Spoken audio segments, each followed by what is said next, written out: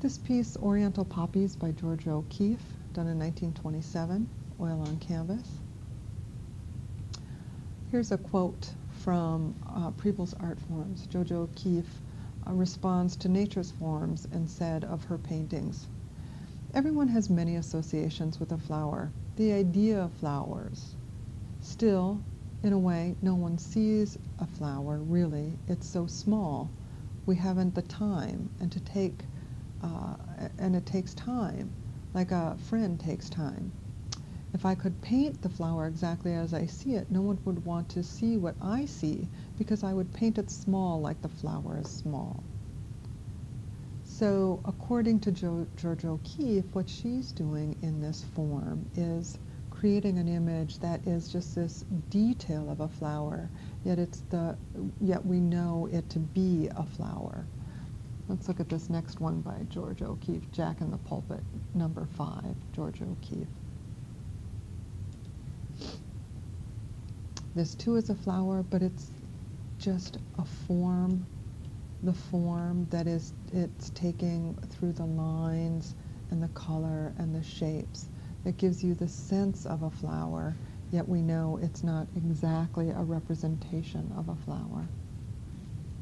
The other key concept in our discussions of art throughout the semester have to do with content.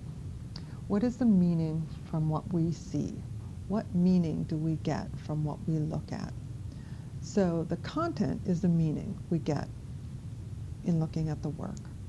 It's the message or the meaning of the artwork itself, what the artist expresses or communicates to us as a viewer. So content and form, well, they go hand in hand. Content determines the form, and the form expresses the content. They're inseparable. So as the form changes, the content changes. So the content is, as I said, the meaning from what we see, and the form is the materials and the color and the shape. So whatever form it takes, that is going to express the content. So here's an example. We've got 2 artists who have created an artwork called The Kiss. We've got Rodin on the left and Brancusi on the right. So Rodin's is made of marble, done in 1886, and Brancusi, 1916, out of limestone. So in Rodin's piece, he's got this Western ideal of the masculine and feminine in this highly charged embrace. And we can overlook that hardness of the marble as it's portrayed with the softness of the flesh. Now in Brancusi's piece, it's a very solid block of stone, of limestone, that is used to express everlasting love. He has symbolized, rather than illustrating, the concept of 2 people becoming one. Brancusi used geometric abstraction rather than representation to express his idea of the kiss. So here again, we've got two very visually different pieces, yet the form and the content, it's the form that shapes the content. So the form in the first one, the marble, the form in the Brancusi, the limestone, actually help to shape the message or the meaning of the work.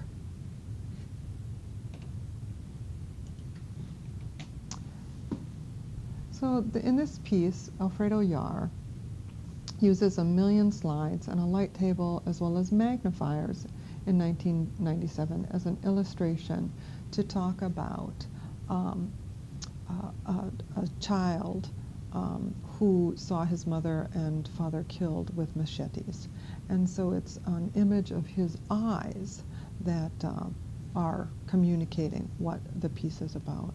So according to Alfredo Yar in the Art21 website, he's trying to create a balance between information and spectacle, between content and the visuals.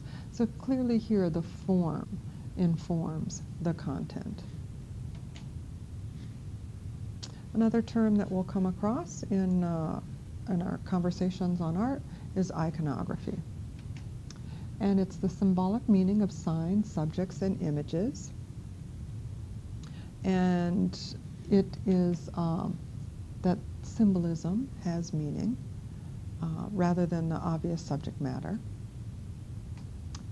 And it's oftentimes associated with religious or cultural areas of study. So here we have a dictionary definition of iconography that you can read through. Set of symbols or images. 2, the symbols and images used conventionally in a genre of painting. Or 3, the collection, description, or study of images. So let's look at this piece by Durer, done in 1513 as an engraving. And this is from Preble's Art Forms by Patrick Frank. And here we see some symbolism in the piece, and you'll notice that there's an hourglass, which represents human mortality. The dog is faithfulness in religion and in marriage. So the dog you see underneath underneath the horse. We've got a knight in armor, which represents a dutiful Christian. So here there's a lot of iconography in this engraving. In Betty Sayre's piece, Liberation of Aunt Jemima, 1972, she used advertising images as a way to communicate her ideas about art and stereotypes. So it's these icons based on a stereotypical image of a black nanny from a box of cooking mix that she used to portray her idea of the visual representation of black women in culture.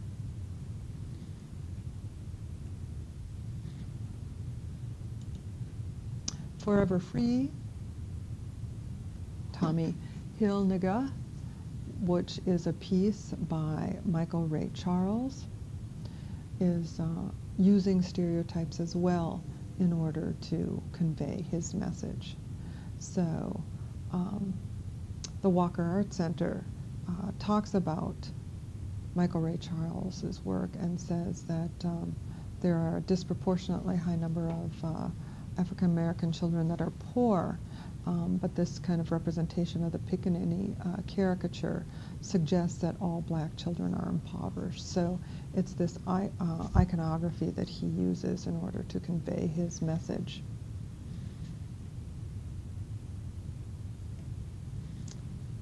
And lastly, we have a piece by Kara Walker.